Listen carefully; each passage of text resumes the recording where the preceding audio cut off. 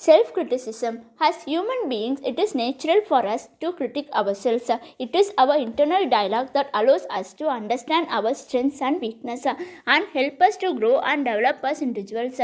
Self-criticism can be a useful tool, but it can also become a destructive force that leads to low self-esteem, anxiety, and depression. We will explore the concept of self criticism, its benefits and drawbacks, and ways to manage it effectively. Self criticism is the act of evaluating and judging one's own thoughts and behaviors and actions. It is a process of assessing one's own performance or behaviors and identifying areas for improvement. Self criticism is often seen as a key component of self awareness, which is an essential aspect of personal growth and development. Self criticism can be a useful tool for personal growth and development. It can help us to identify our strengths and weaknesses and motivate us to improve ourselves. Self criticism can also help us to avoid complacency and stay focused on our goals. By recognizing our weakness, we can take steps to overcome them and become more resilient and adaptable. Drawbacks of self criticism. While self criticism can be helpful, it can also be harmful if it becomes excessive or obsessive. When we engage in self talk negative, it can lead to low self-esteem, anxiety, and depression.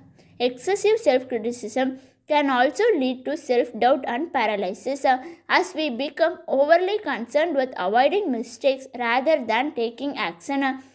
In addition, self-criticism can be influenced by our upbringing, social conditioning, and cultural values.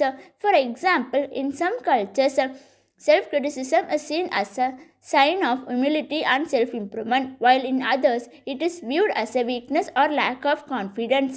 Therefore, it is important to recognize the cultural and social influences that shape our self-criticism and to develop a healthy balance between self-improvement and self-acceptance.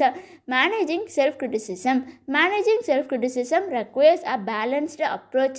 It involves recognizing our strengths and weaknesses and accepting ourselves for who we are, while also striving to improve ourselves.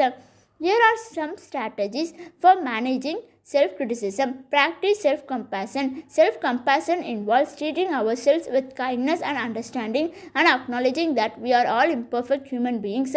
When we practice self-compassion, we are less likely to engage in negative self-talk and more likely to accept ourselves for who we are.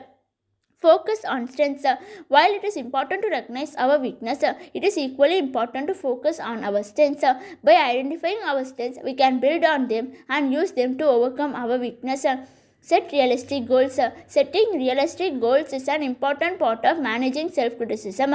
When we set goals that are too high or unrealistic, we are setting ourselves up for failure and disappointment.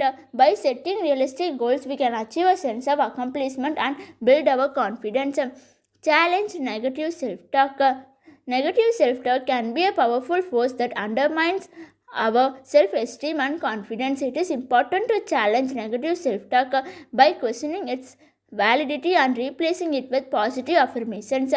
Seek support. Seeking support from friends, family, or mental health professional can be helpful in managing self-criticism. A supportive network can provide us with encouragement, feedback, and perspective and help us to stay motivated and focused on our goals. Self-criticism is a natural, necessary part of personal growth and development. However, when it becomes excessive or obsessive, it can be harmful to ourselves.